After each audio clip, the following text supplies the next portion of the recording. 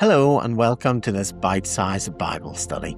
Thanks for joining again this week, and my apologies that it's a couple of days later than we usually plan. Today we're picking back up in our series, looking at the key verses that inspired the writing of Reconciled, my first book. And we're still in chapter 1, looking at who God is, the character and nature of God.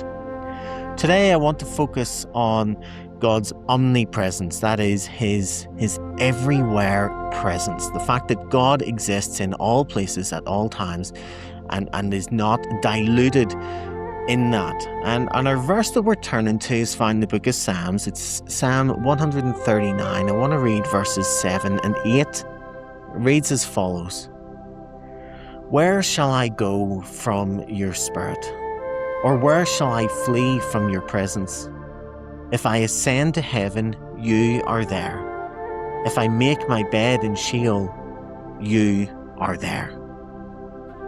You see, we often use anthropomorphic language whenever we speak of God. It helps us to understand a little bit more with our human minds.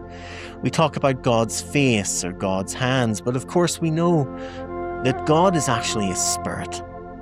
And it's because he is spirit and because he is God that he can truly exist in all places at all times. God is here with me whilst I'm recording this message, and he is with you, whether you're listening on a bus on the way to work or you're listening over a coffee in the morning, wherever you might be, near, far, the other end of the world, God is there with you equally as much as he is here with me. He is with my closest neighbour and he is with my furthest friend. He is everywhere present. Now, that does mean that there is nowhere that we can flee in order to escape God. We cannot escape his presence.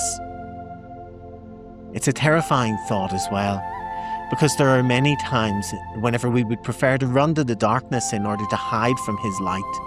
We want to hide our sin from God, but he knows it all too well. We cannot escape his eye. We cannot escape his presence. Ultimately, friends, we cannot escape his judgment.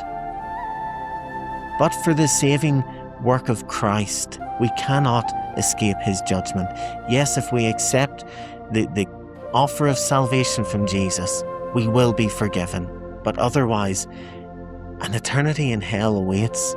Punishment from God. We cannot even escape God in hell, because he will be there in order to mete out that punishment.